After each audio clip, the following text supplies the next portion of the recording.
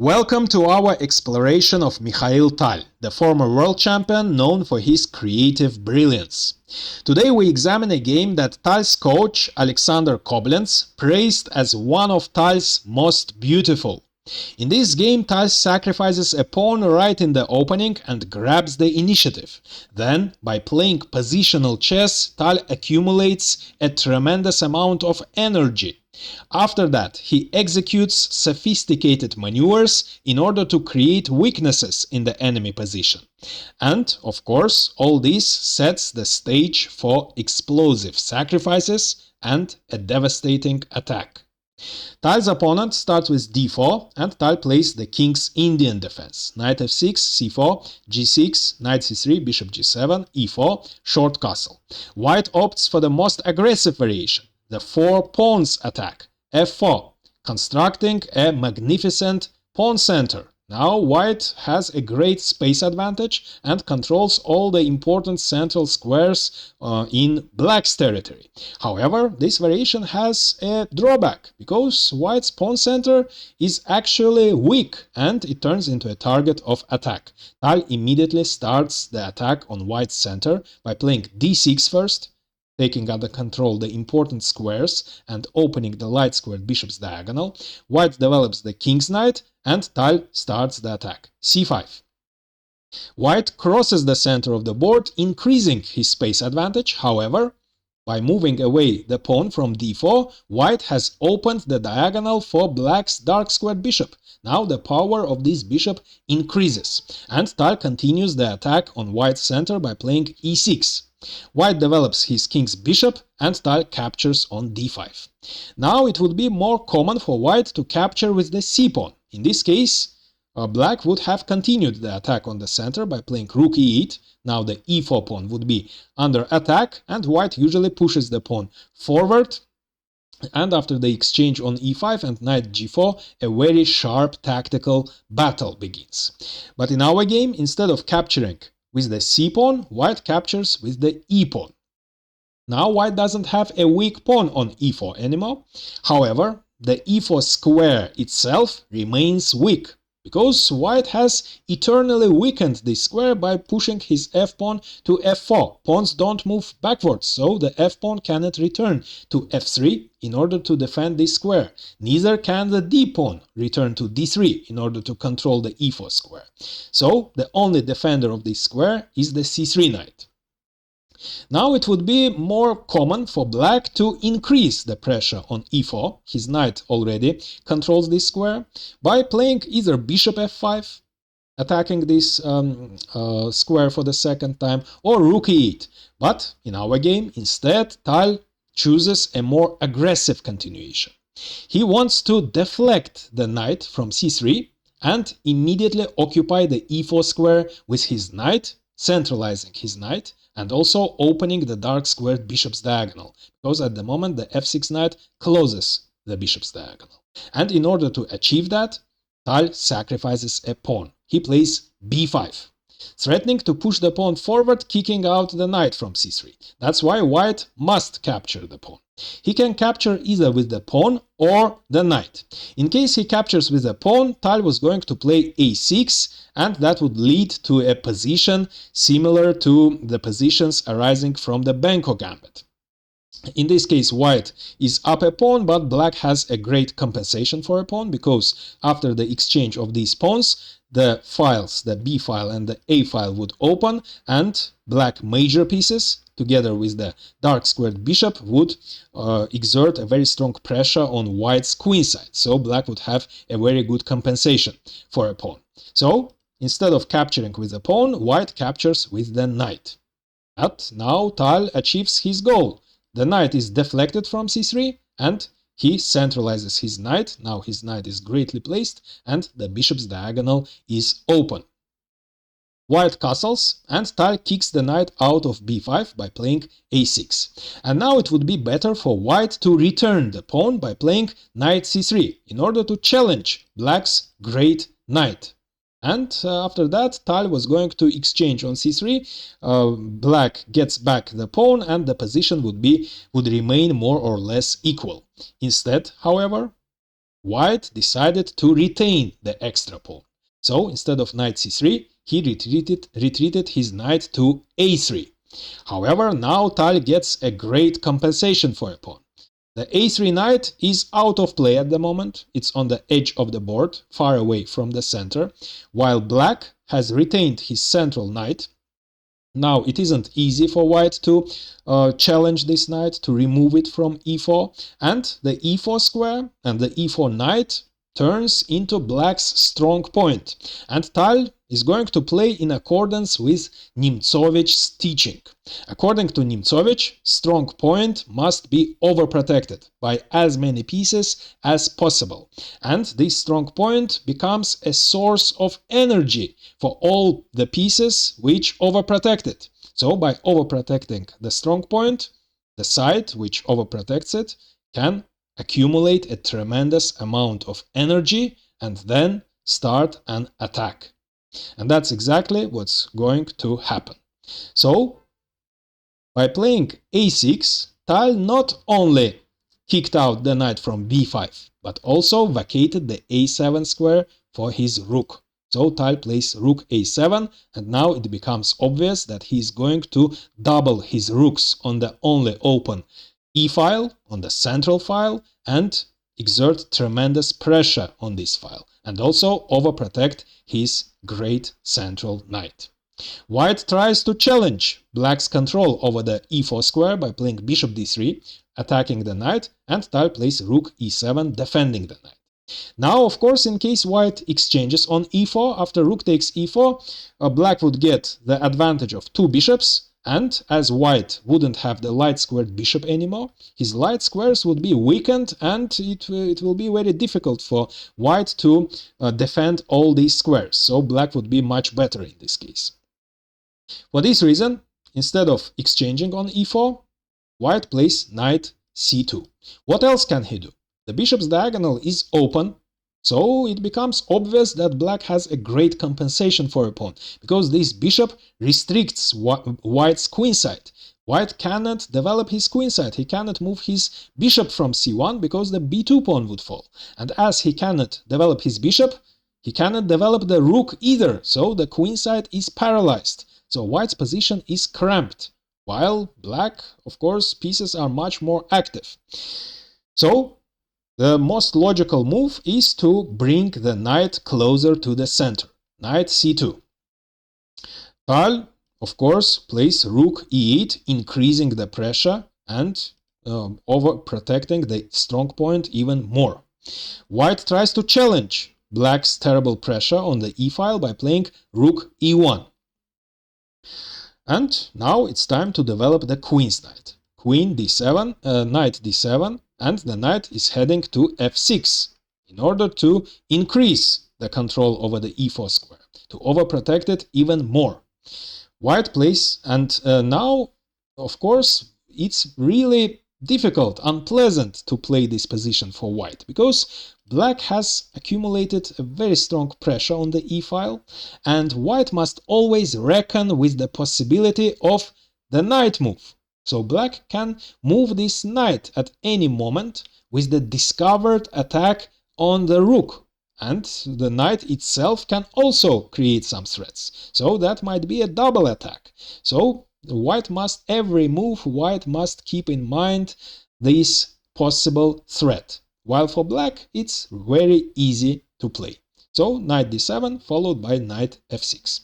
So white still cannot develop his queenside, so he brings his knight closer to the center, knight e3, and also barricades the e-file. Now the knight is standing in front of the rook, and if the e4 knight jumps away from e4, black wouldn't attack, wouldn't create a discovered attack on the e1 rook. And Tal plays knight f6, of course. White plays queen c2, still trying to challenge black's control over the e4 square. And what to do next? It seems that black has overprotected as much as possible his strong point. His pieces are as active as possible. Both rooks are ideally placed. The e4 knight, the f6 knight are quite active. The g7 bishop, although it's closed at the moment by the f6 knight, still it's greatly placed. The light squared bishop, although it hasn't moved, it's also already a very strong piece. But in spite of all this, white's position is quite solid. So white doesn't have the sufficient amount of weaknesses for black to break through, for black to start the attack. That means black must create weaknesses in white's position. And that's exactly what Tal does. He plays knight h5, attacking the f4 pawn and provoking white to play g3 in order to defend this pawn. And on g2, the pawn, of course, defends the important squares. But once it moves to g3, h3 and f3 squares will be weak.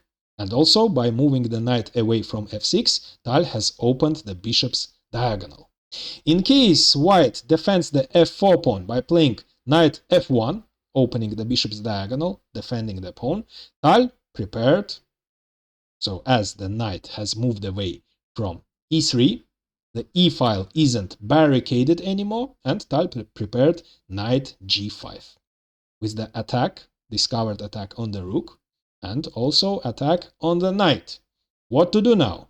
In case white captures on e7, first, before capturing the rook, black, of course, would have exchanged the knights, destroying white's kingside, and only then captured on e7, getting a big advantage. And in case white captures the knight instead, then, of course, Tal would have captured on e1, and after knight takes e1, Tal gets back the piece, and his position is better because of the active rook. Now the rook paralyzes the queenside, white's queenside, the bishop cannot move, and of course the knight is also pinned, and black is going to increase the pressure over on the e-file, so black would be better. For this reason, instead of knight f1, white plays g3. So the knight still barricades the e-file. So what next? What to do next? Tal makes a paradoxical looking move. His bishop is great, probably his best piece after the great central knight, because it completely paralyzes the enemy queenside, but Tal agrees to the exchange of this bishop. He plays bishop d4, letting white exchange this bishop. However, this knight is one of the key defenders of white's kingside, and after white captures, of course, he doesn't have this knight anymore, so the kingside isn't very well defended now. And besides that, which is even more important, after c takes d, black gets a great pawn on d4. Of course, on the one hand, this pawn is weak because it isn't guarded, but white cannot attack it at the moment. So, on the other hand, this pawn is very strong. It controls the important squares and restricts white's position. And it also kicks the knight out of e3. So, as Koblenz writes in his annotations, by playing bishop d4 and by letting white exchange the valuable bishop, Tal removes the barricade. So, the knight must move away from e3. So, the knight moves to g2. And this, of course, increases the power of the rooks. And black gets an opportunity to invade the enemy territory. So now that the e-file is open, Tal plays knight g5 with the discovered attack on the rook. What to do now? But knight g5, of course, on g5 the knight is under attack of the pawn. In case white captures the knight, however, black would have captured on e1, got back a piece with great effect. After king f2, his rook is dominating the first rank, and by playing queen e7, of course, the white's queenside would still be paralyzed, and black can create terrible threats to the white king by playing bishop h3, for example, or rook h1, threatening rook takes h2, after which the queen would fall. After the rook moves to h1, the queen also threatens to invade e1 with great effect. So all this would be terrible for white. For this reason, after knight g5, instead of f takes g, white captures on e7. And of course, before capturing the rook, Tal, because as his knight is under attack, makes an in-between move to save his knight. And not only saving his knight, but bringing his knight closer to the white king. So black knight invades white's territory. So that means black has started the attack on the white king. What to do now? The king has two moves. If it moves to h1, Tal prepared, queen takes e7. So white, the logical move is bishop d2, of course, in order to develop his bishop and open the rook's way to e1. So white is threatening rook e1 with a tempo challenging black's control over the e-file, but Tal prepared knight f6, and after rook e1, the queen is under attack, but knight g4, threatening checkmate in 1. For this reason, white cannot capture the queen. He must defend against the checkmate. He can try knight h4, vacating the g2 square for his king, but in this case, Tal would have sacrificed his queen, would have exchanged his queen for the rook and the bishop, but his rook would have invaded, and after king g2, knight e3 check with a fork, white is losing the queen. For this reason, after knight h3 check, as king h1 doesn't work, the king moves to f1 instead. And now black must capture the rook. In case he captures with the queen, which looks like the most natural way to capture the rook, that would be a mistake, because that would have led white to play bishop d2, followed by rook e1 with a tempo attacking the queen, and black would lose control over the open e-file. For this reason, Tal captures the rook with his rook. Of course, it doesn't look very beautiful, because the rook is standing in front of the queen. Now the queen is passively placed, but you will see how Tal will solve all these problems. So white, of course, finally gets a chance to develop his queenside, bishop d2. Now he's ready to play rook e1, and what next? The knight has completed its mission on h5. It has provoked white to play g3 to defend the f4 pawn.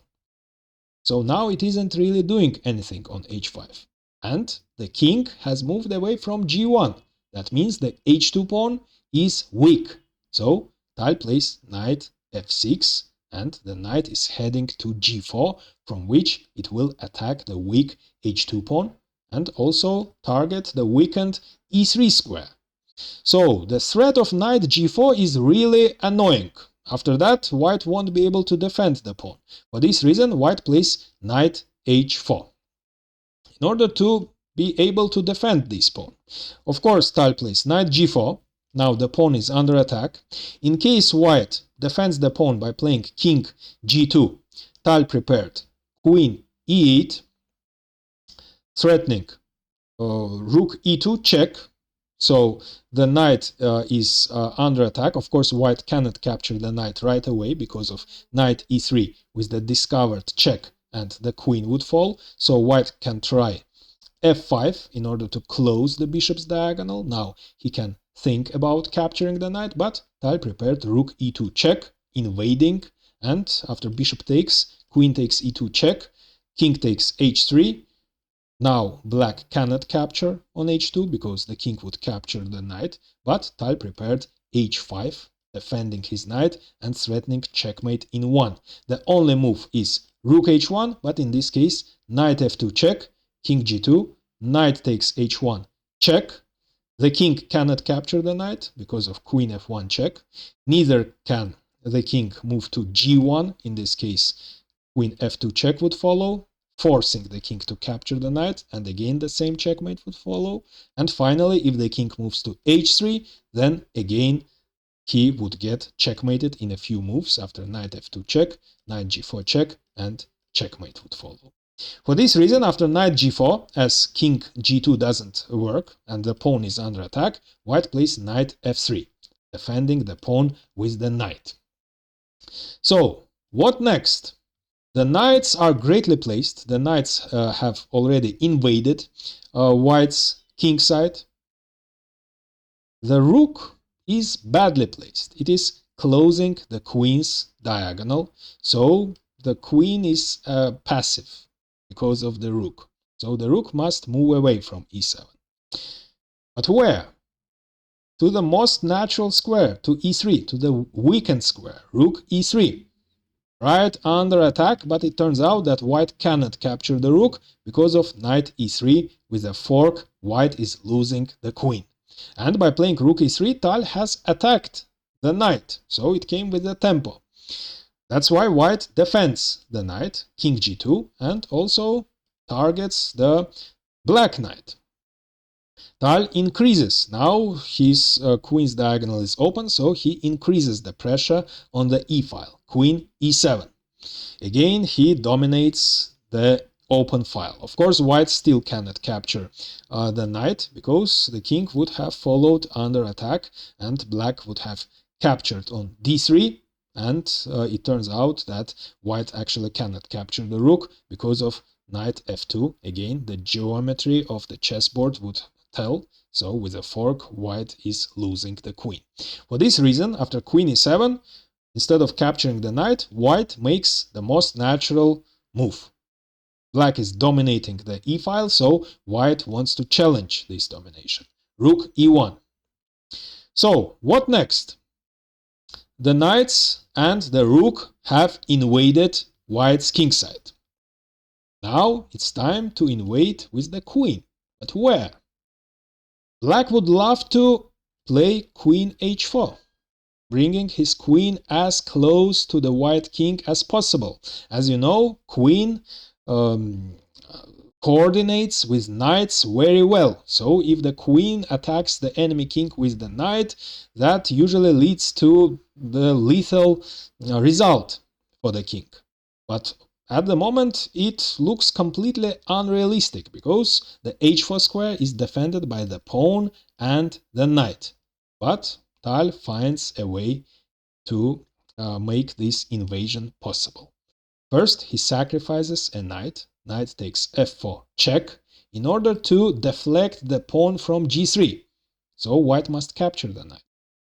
Now the only defender of h4 is the knight. And now Tal deflects the knight too by capturing on e1. White cannot capture with the bishop because the bishop must keep an eye on e3 square. In this case, the knight would invade with a check and white is losing the queen.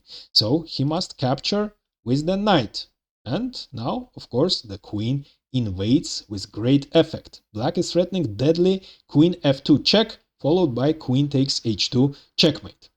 The only way to defend against this threat is bishop c1, opening the queen's way, so now the queen controls the f2 square. But the bishop was defending the knight, so now the knight is unguarded and Tal gets back the piece. Queen takes e1 and his attack continues. White kicks the annoying knight out of g4 by playing h3. Now the most natural looking move would be knight e3 check, invading the weak square, but in this case white would have exchanged his bad bishop for the great knight. Still black would be much better, but Tal made a much stronger move. He played knight h6 in order to reroute the knight to f5, and once the knight is on f5, black would threaten queen g3 check or knight h4 check, and all this is very unpleasant, of course. White plays f5, finally opening the bishop's diagonal, hoping to activate this bishop. But of course Tal captures on f5, threatening queen g3 check. In case white exchanges on f5, he is losing on the spot. After bishop takes f5, his queen would be under attack. The queen must also defend the bishop, because the bishop is also under attack. The only move would be queen d2, but in this case, the catastrophe on the light squares would take place. After bishop e4 check, the white king gets checkmated again. After king g3, queen g1 check, king f4, black plays f5, threatening g5 checkmate. And if white prevents g5 checkmate by playing h4, the checkmate would follow from g4. For this reason, after knight takes f5, white didn't capture the knight. Instead, he finally develops his dark squared bishop, bishop f4, taking under control the g3 square, preventing queen g3 check. But knight h4 check is still possible, so the knight again invades white's king side. King h2, knight f3 check, and king g2. So what next? How to continue the attack? Now you can pause the video and try to find Tal's idea. What to do? The black knight is under attack. So a brilliant sacrifice follows. The light squared bishop makes its first move, and what a move, as Koblenz writes. Bishop takes h3. On the first move, bishop sacrifices itself. Check. Now the king can capture either the knight or the bishop. So the first move was probably, given Tal's tendency to sacrifice pieces, probably was easy to find for you. But what to do next? It's easy in case the king captures the bishop. In this case, you probably found queen h4 check, and after king g2, knight e1 with a fork. Again, black is winning the queen. But what to do if white captures the knight instead? And that's exactly what white did in our game. Now white is still up a piece, and it isn't easy to find the next move. After the spectacular bishop h3 check, Tal makes a quiet move, which wasn't easy to spot.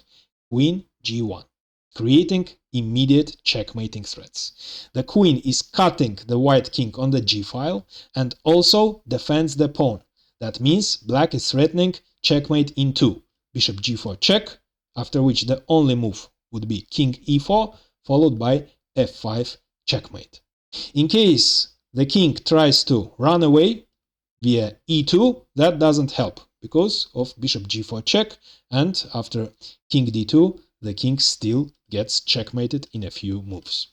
For this reason, after queen g1, in order to prevent checkmate in 2, white captures on g6. Now, of course, after bishop g4 check, king e4, f5 wouldn't be checkmate anymore.